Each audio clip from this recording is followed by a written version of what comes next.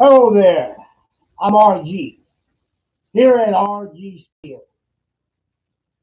RG Studios PromoCon number 6. This is where we're at today. We got a lot to cover today. We're going to be talking about filming some creating creative characters and internet art films production, and what else do I got here, guys? Oh, our web series, things that's going on the streaming YouTube at here at RG Studios. Going to cover some stuff of innovators, how Hollywood and perhaps other people perceive innovators. Now, oh, and I got some other stuff I'm gonna cover too. We jump off into right now the film and cinema. Welcome to RG Studios. I'm RG. Now, there was a time as I was growing up, I would watch. I had did a lot of study at this particular time too, in filmmaking. That there was filmmakers out there that would be very innovative, create something special for a particular project, you know. And one of those innovators, believe it or not, was Jerry Lewis. He was a great innovator. Why is he so dismissive at this point? People don't mention some of his innovative things. I don't know. But here's one of the things that Mr. Lewis had brought about: the way that we playback system, when video and film were clashing in a bubble, and television was becoming an expansion and was going to encapsulate the theatrical experience. uh, Jerry Lewis used the video to on set to use it as a playback instead of waiting for dailies. Dailies back in the day, you had to wait until they got developed, and then they got sent to the studio, and you got to look at them then, as they say in the old days, before I was even born, but during a process when I was born, it was still going on. Let's go check out the days. Yeah. If you knew nothing about filmmaking, you probably say, "What the hell are they talking about?" That's what they meant. Let's go check out a piece of what we shot today. Is basically a playback. Jerry Lewis had attached the video system camera to the next to the actual film camera, and it became known as video assist playback. You can play it back there right on set. Today is a common thing. Just push the button and see what you have filmed.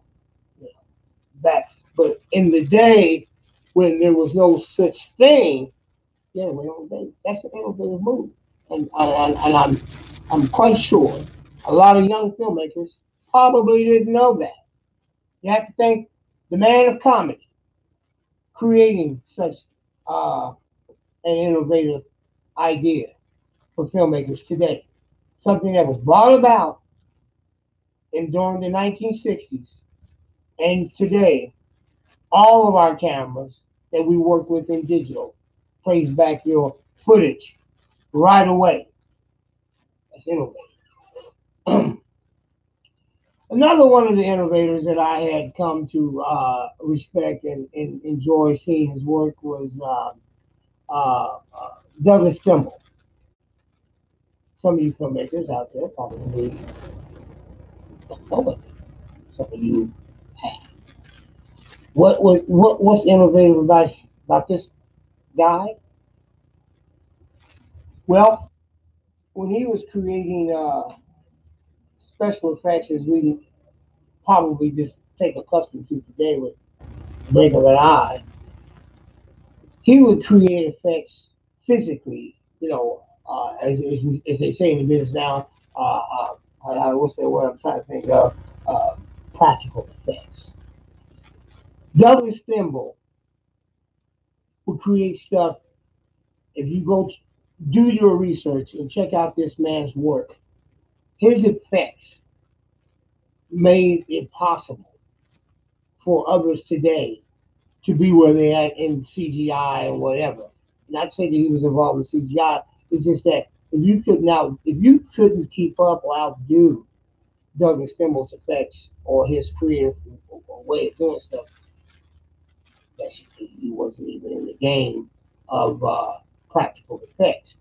Douglas Stimmel was creating this, I think it was called Showcam, if I'm not mistaken. This is where I first learned about the retina of the eye and how much imagery it can actually perceive. When he was creating this translucent screen, and there was these restaurants, I believe it was called Shokan of some sort, I don't know. But there was a restaurant he was going to show these specific type of movies. They were translucent screens, and these films would be played on this almost glass-like screen. What am I getting at? Is it the film rate at that time and still today? Well, shooting films 32 frames per second. He had jacked it up about 70 frames per second. I think he went as high as 120 frames per second. Is when he had come to the realization that the eye retina can only pick up so much information uh, from stop frames per second.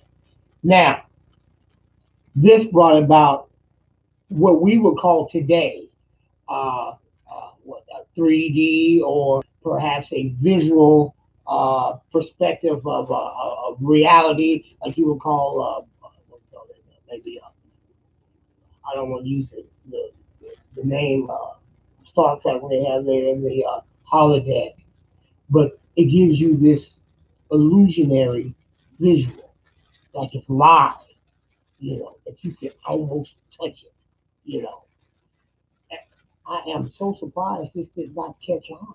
But with this um, innovative technique, filmmaking progressed further, visualizations projected further behind the studies of Douglas Campbell and what he had done. If you look back at that, you're going to say, oh my God, how come some of this stuff is not being seen today?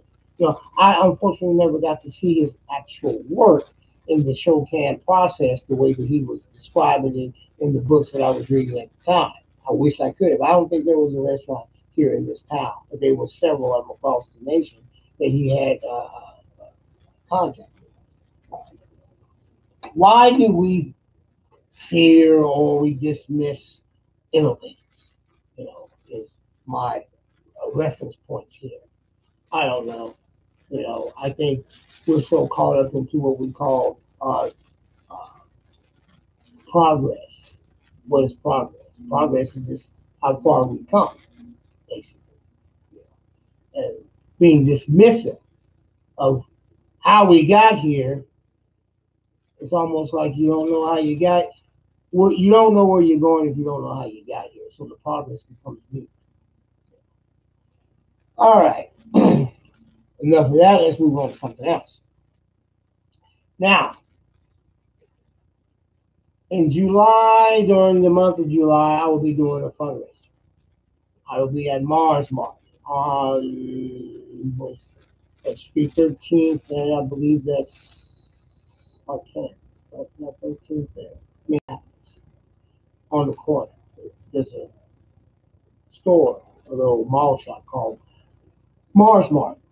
Me and my brother will be out in front, and we will be doing a fundraiser. We have gotten the permission from them, and we have introduced this to the community, and they're in happy state about it. So happy. And I will be giving away something. One, I got many of these, but for a donation, you get a movie, and there'll be either a T-shirt or there'll be a promo from the studio inside this package. Plus, there'll be a company, yeah, in all of the packages. And I have different ones. Like I have one here. This is one that I had created of Ace Thunder Ace. Is the only one left. I kept it for myself for a while. I'm going to give it away at the fundraiser and put some a donation in the box that I have over here, and you can, if you want this one in particular and it's there, you can have it. Not going to be a problem. I don't care what you give me as far as money is concerned. Whatever you can. It's not about price gauging here or whatever. Like this one here has a prop from the movie Thickest and Thin Shades of Evil. Plus, there's a comic book, and then that's the movie package there for you, a DVD of the Internet Art Film. If you like this kind of stuff, or your kids like this kind of stuff, come to this fundraiser, which will start July 22nd through July 23rd at Mars Mart. I just saw something come by there. What was that? I just missed it. Sitting there talking, and something popped up on the screen. Camera's rolling in two different spots. I'm on the YouTube, and I'm also on my Facebook. Okay. I showed that to you. Let me see if there's anything else. Oh, yeah. And by the way, some of the t-shirts are in different colors, as you can see. Some people like, oh, let me wave at you. Yes. All right. And how you doing, Mr. Kenneth? Yes. Talking about my fundraiser that I'm going to have July 22nd in front of the outdoors there at Mars Mart on 13th and Minneapolis Street on the corner. And you'll be able to pick up with a small donation. You'll get a package like this or one similar to it with the movie, perhaps a t-shirt or a promo prop inside. And if you like comic books or your kids like comic books, you get a comic book inside. I got a bunch of comic books, so sometimes I got to get rid of. I got to clean up the studio from time to time. I got 7 trunks in there full of stuff, and I just want to print them out. And I have, through this fundraiser, 1 of 7 of the trunks have been cleaned out. I should be able to give away between 50 and 70 packages. Get some small donation built up for the studio, and we can buy some other stuff, other action. Buy some spray paint, some cardboard, maybe a new pair of scissors. You never know what I need down here in this old Midwest Hollywood action stuff that I'm working on here. Okay, now moving on to other things. Now, as I create internet art film, I like at this stage of my life, I like to get into character. You know, speaking of that, well underway right now. I'm shooting when I'm not doing this right here. I'm shooting the the Garden of Healing, Shape of Events to Come, Part 3. Garden of Eden 3, Shape of Events to Come. I'm on title of this stuff. But anyway, what I'm getting at is I haven't did this in a while in my internet art films, where I create like maybe 2, perhaps 3 characters. I play all the parts. I get under makeup or some type of costume or whatever. I haven't done this in some time. And in this particular production, internet art film, I have created 3 particular characters that's essential to that's representing the science community that's in my mind, that I believe kind of structures how society makes their move to the word that I used earlier, progress. I got 3 characters. Um, their names is not as relevant as their behavior. They're like scholar type and well educated type characters who believe in the doctrination of what they've been taught.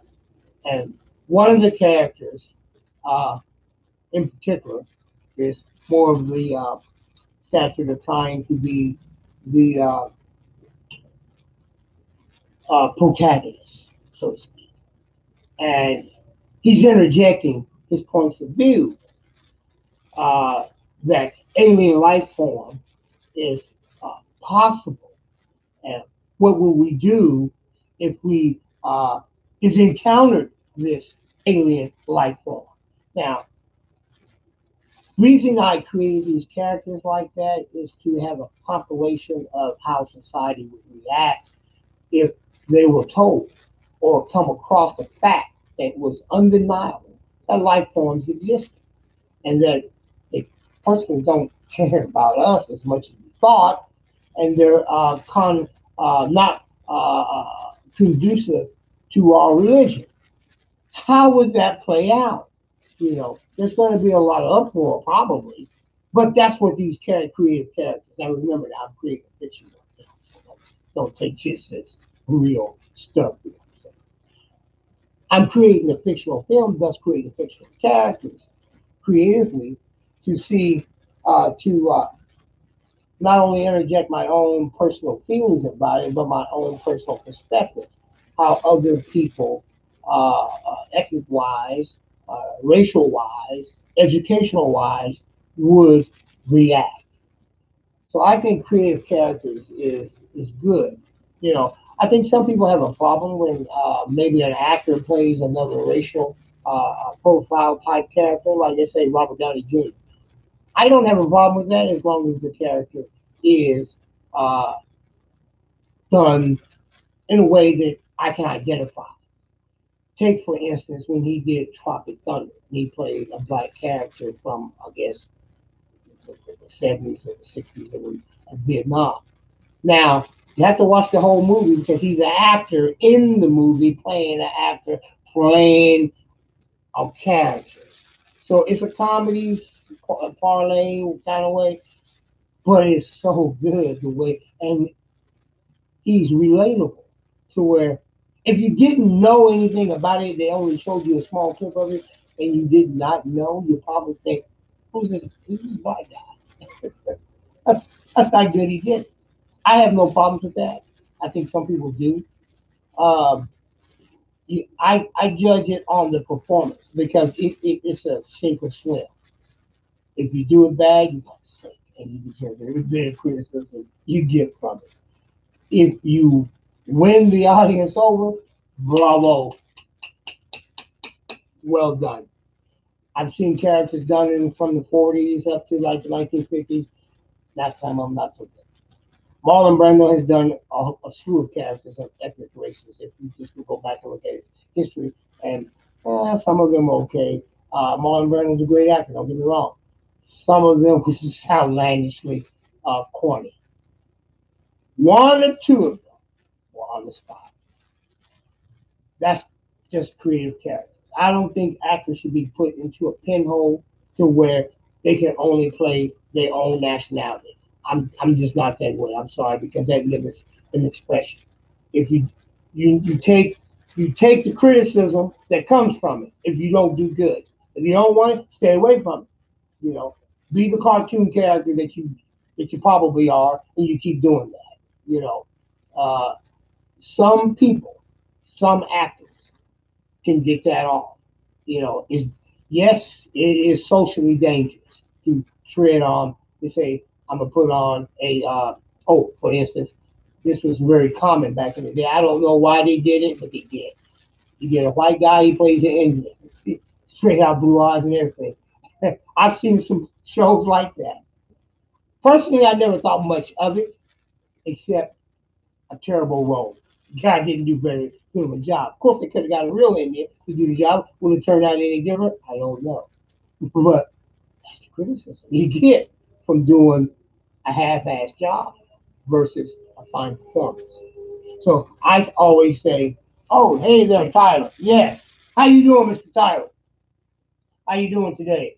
RG at RG Studio PromoCon number 6.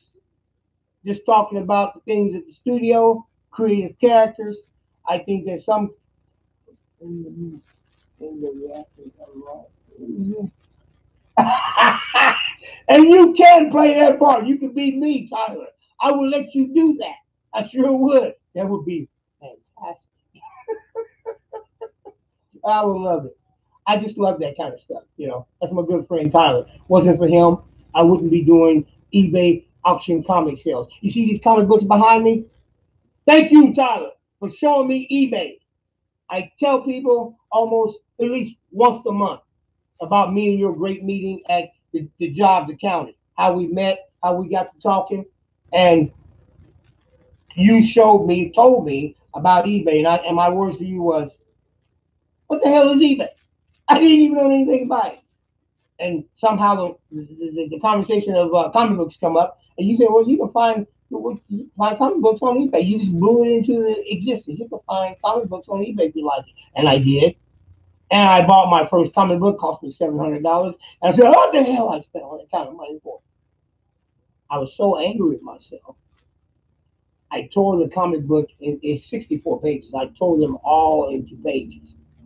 I just ripped it from the spine, tore it off, and I had to ask myself, what the hell am I doing that for? So I talked to Tyler about it, and Tyler said, you can sell your comic books on eBay. Sell? What? And I did. I started selling one page at a time. I paid $700 for it.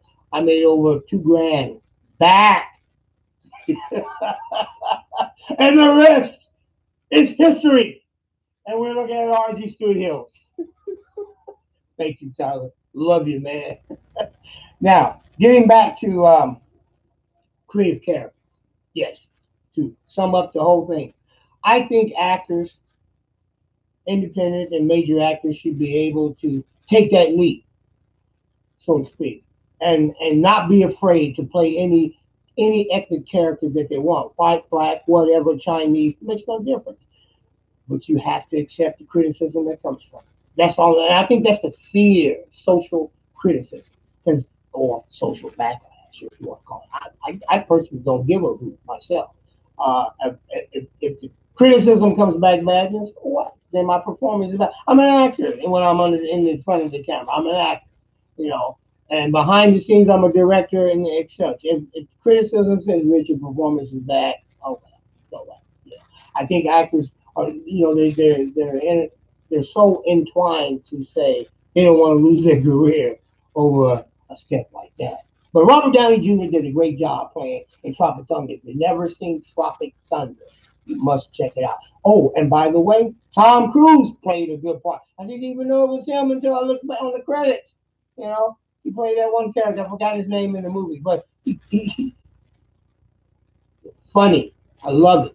I think the comedy helped smooth out the social stigmas that would have caused a great deal of backlash if we try to do a serious drama with other people playing other actors. You're gonna get run out of this room, god damn it. Nobody wants to see that. But you need to see it. Anyway, now I'm RG. I'm love being here today. I'm talking about a lot of stuff. We just crossed over into, like I said, the film and cinema, which is talking about innovators and what's going on. And I have to step again into the realm of film and cinema once again. I like going to the movies, but as we have now seen, and it's not because of the pandemic, trust me, it's not that. It's the way the film business was going anyway. Uh, there's less theater window now than it used to be. I think I spoke about this once before. There's going to be a lot of stuff that's going to come right on the streaming services, and then there's going to be a smaller window. I watched Godzilla versus King Kong. I like I like the film. I'm gonna get that right out the way. Yeah, I like it. It was convoluted. The story was crazy. I like it, and I like it mostly because of the cinematic largeness of it. It was made for inside the theaters and a big screen. So it's made for that. Now, is this something that you probably watch on TV? It all depends on your taste.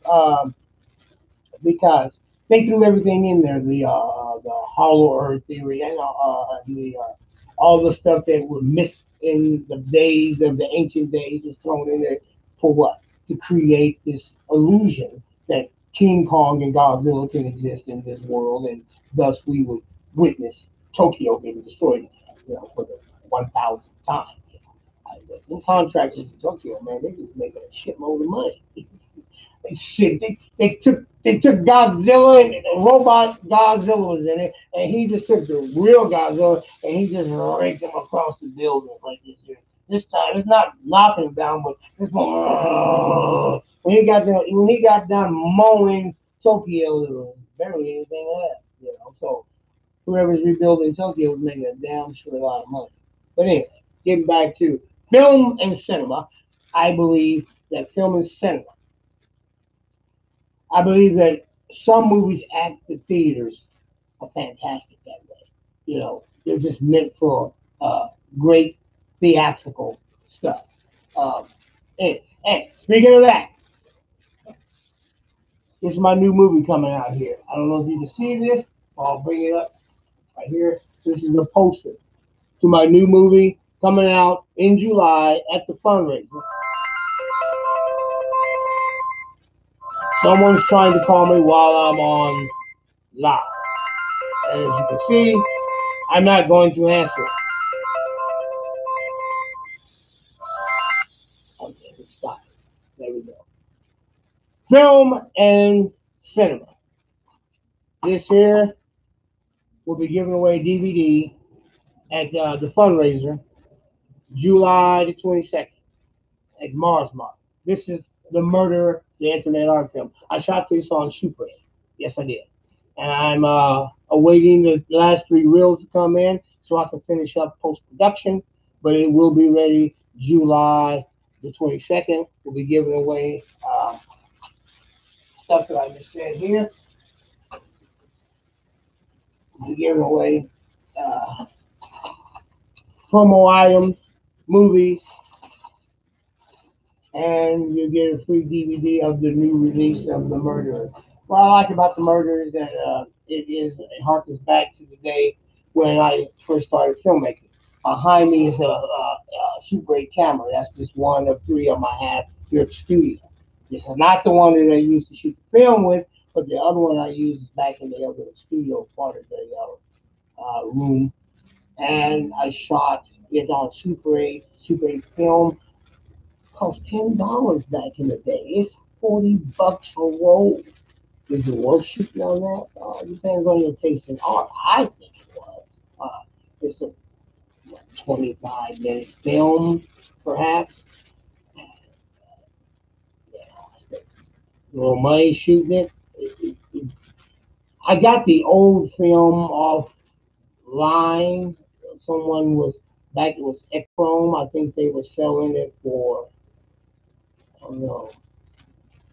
It was cheap because it's expired.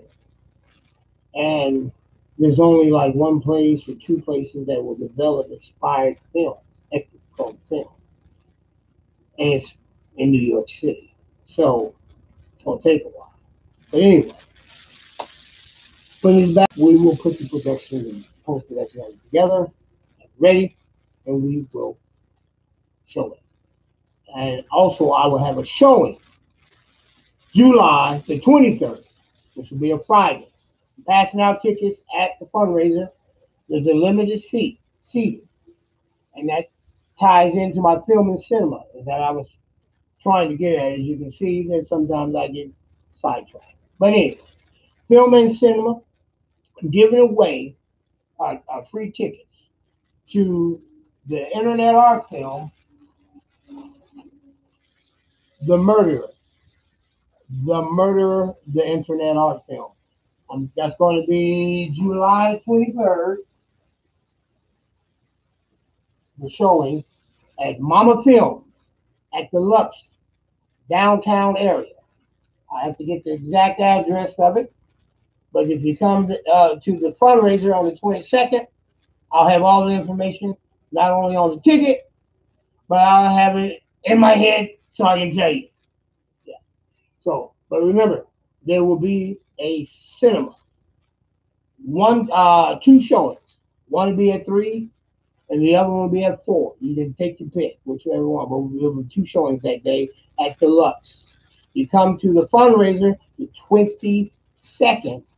You see me out there, I'm going to give you a free ticket. There's a limited seat of tickets. So, for limited seating. So that means limited tickets.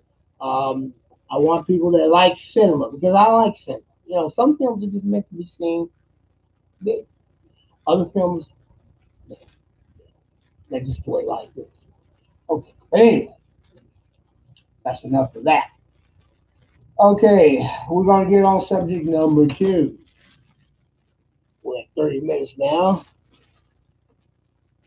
Shooting is well underway for the Garden of Heathens 3, Shape of Events to Come. I believe I mentioned that earlier.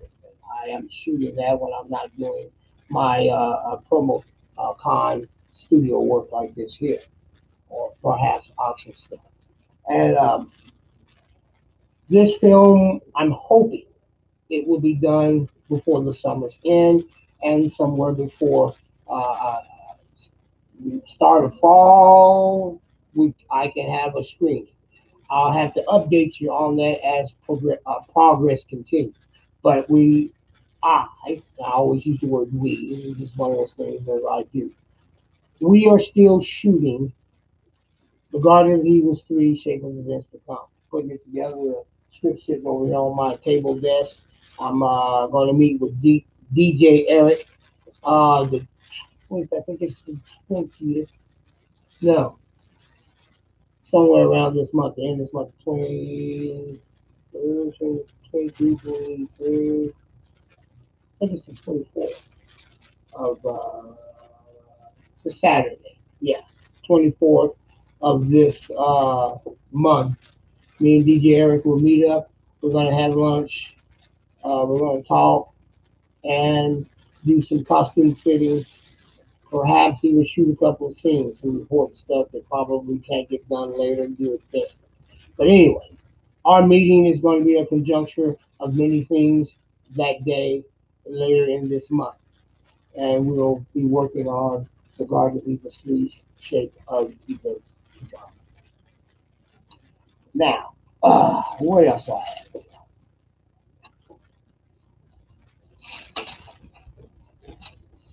Okay, now, I want to talk about, before I end this, I want to talk about um, the Marvel Cinematic Universe and the DC Universe. I've been combing through the websites and I keep up on the trades and stuff like that and what's going on. I know a lot of people like the cinematic universe. I like it too.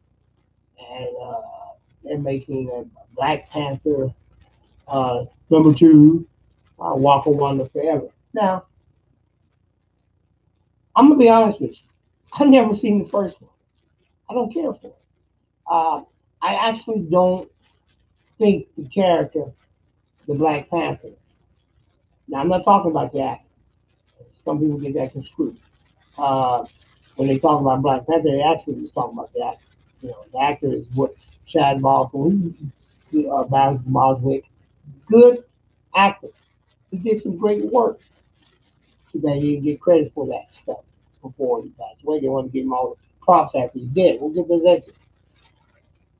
He's given a throwaway character. The Black Panther is a throwaway character that uh, Stan Lee and Jack Kirby created and introduced him to the number, I believe, was number 48 or 47 of Fantastic Four. He wasn't. He was. He made some. He made his appearance. It was comic book sold a little bit better with him, and that's why he made some more. And they said, you know, they give him his whole series for it. Short. It lasted a little while. But not a big enough fan base to actually drag him into popularity status or perhaps say Incredible Hulk, uh, which is a semi universe injustice to. But anyway, this character. Now I watched the cinematic universe stuff in Marvel from Iron Man all the way to Endgame. I did not watch Black Panther's solo film. Why? I see no story at all. I'm not saying I'm right or wrong in this. I'm telling my point of view. I see no story or a solo film in that character. I seen a solo film in the Incredible Hulk they could have went here to win with, but they didn't. But anyway, getting back to Black Panther. When I watched his appearances in the films that they had created, what was that? I think Civil War, and then there's maybe a couple other ones. Let's see if I forget what that story character is. The only thing I saw in there was that whose grace and performance outshine that character thousands of times. And then they're going to sit up there and then they're going to say, oh, we're going to make it number two. You don't have the actor. And you're going, how you. There's nobody in the rest of that solo film worthy enough to carry that film. Even the bad guy, who's the actual star, can't carry that film. You know, Boss Chad is the only one. You're going to be doing him a disfavor by even announcing a part two. You've been better off recasting the part and suffering the downfall of the actor. I mean, this is simple. You have really two ways to handle it. Don't make it serious. Don't make it number two. Make it number two and recast the part. That's the difference between the Marvel Cinematic Universe and the DC. People complain about the DC because they have no continuity. That's what makes DC popular. Is that they don't worry about 1, 2, and 3. They don't worry about continuity. I know the people that complain about DC are really Marvel fans.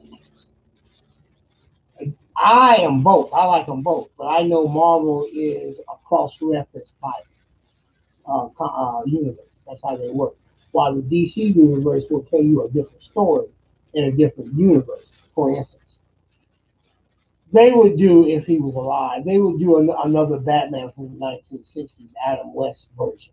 It would be set in a different universe, and they would do it, and it would be as corny and as ridiculous as it was when it was on TV. Had nothing to do with the trilogy that Nolan made. That's how quick DC does that. And people get complaining, well, how you gonna mess up the Nolan film? Like they're making a Batman movie now with a new dude, you know, who's in Twilight, which I think is the actor himself is a throwaway reversal of the Chad situation. When you got a good actor, Chad, where you have in this new Batman, you have a guy who hasn't even, he's not even worthy to put on the mantle of Batman. You got the character Batman is great. Chad, the guy who played in Twilight, you're getting him to be Batman? Are you serious? My pinky has more muscle than his whole body. Good God. This dude don't weigh 90 pounds. And then he refuses to bulk up for the part. What he's forgetting is this. DC Universe and the fans in DC Universe are in love with the character. Reverse Marvel Cinematic Universe, the people are in love with the actors. That's the reason why they made the decision with the Black Panther 2. I don't care what they do, because I'm not going to look at it anyway, because I didn't look at the first one, but I ain't going to care for the second one. I know I ain't. Just like I don't care for Falcon and the Winter Soldier. I don't care for either one of that. All I care about is Captain America and Iron Man, the Hulk. That's it. The rest of that shit they got, I don't care for. I don't care for. I mean, I'll watch it if you're involved with those main characters, but I don't watch them in a solo event. Yeah. Hulk is the least of the ones I mentioned. I didn't buy a lot of Hulk magazines, but I read some of them. I think they didn't pick me as far as my students because I don't think I got that on the wall. But I got Iron Man, I got Captain America. See, getting back to DC, people care about the characters.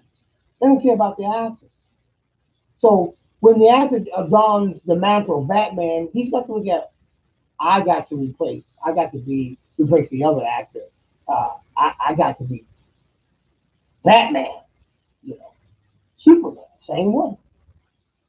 Several actors have been Superman.